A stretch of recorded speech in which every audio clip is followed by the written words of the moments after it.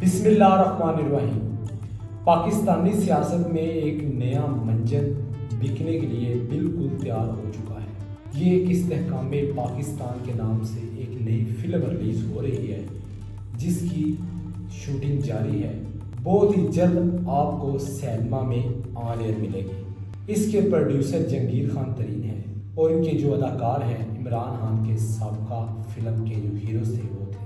یہ اداکار اب استحکام پاکستانی نام سے فلم جو آ رہی ہے مارکیٹ میں، تمام اداکار اس میں اپنا رول پلے کریں گے۔ اس میں بڑے سے بڑے فنکار اور چھوٹے سے چھوٹے فنکار آپ کو دیکھنے کو ملیں گے۔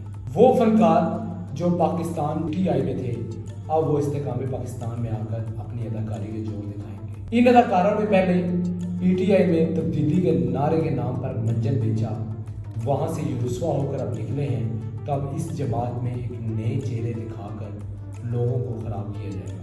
پاکستان میں یہ کام کب تک ہوگا؟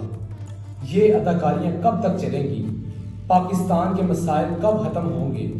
یہاں پر سیاست کے نام پر لوگوں کے ساتھ کھلواڑ، لوگوں کو لالی پاپ، نہ کوئی کام، نہ کوئی آئیڈیا، صرف دوسرے کی انا، اپنی ذاتی جنگ، ذاتی لڑائی کے پیچھے عوام کا کچومر نکالا جا رہا ہے۔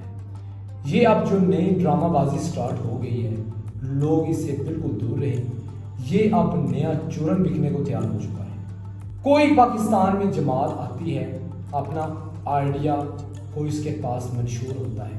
اب یہ جو اداکار ایک پیج پر کھڑے ہوئے ہیں، ان کے پاس کون سا منشور ہے؟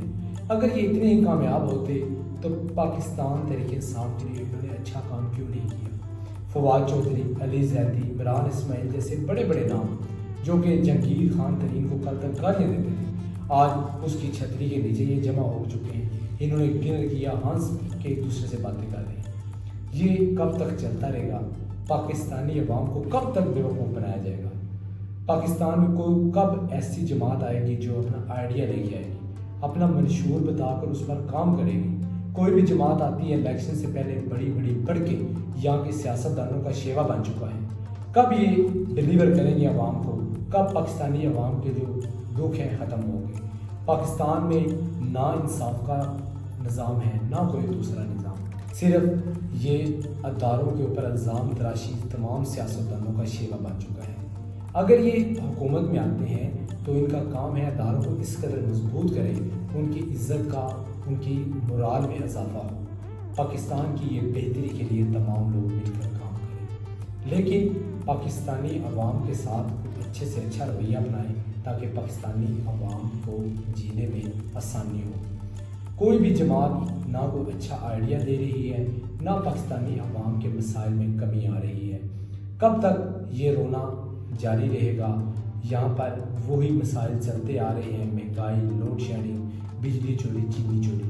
یہ مسائل کب ختم ہوں گے؟ پاکستان کی عوام کا درد کب کم ہوگا؟ عمران خان کے وہ ساتھی، عمران خان ان پر بہت زیادہ اعتبار کرتے تھے، آج یہ تمام دھوکے باز نکلے۔ جیسا کہ عثمان بزدار کچھ دن پہلے پارٹی سے الگ ہو گئے، اس نے پاکستان تحریک انصاف کے لیے کوئی اچھا کام نہیں کیا۔ عمران خان نے سب سے زیادہ قربانیاں عثمان بزدار کے لیے دی، لیکن وہ بھی پارٹی کے ساتھ دغا کر گیا۔ اب دیکھتے ہیں پاکستانی سیاست میں کیا کچھ نیا ہونے والا ہے۔ اللہ تعالیٰ پاکستان کا حامی و ناصر ہو۔ اللہ حافظ۔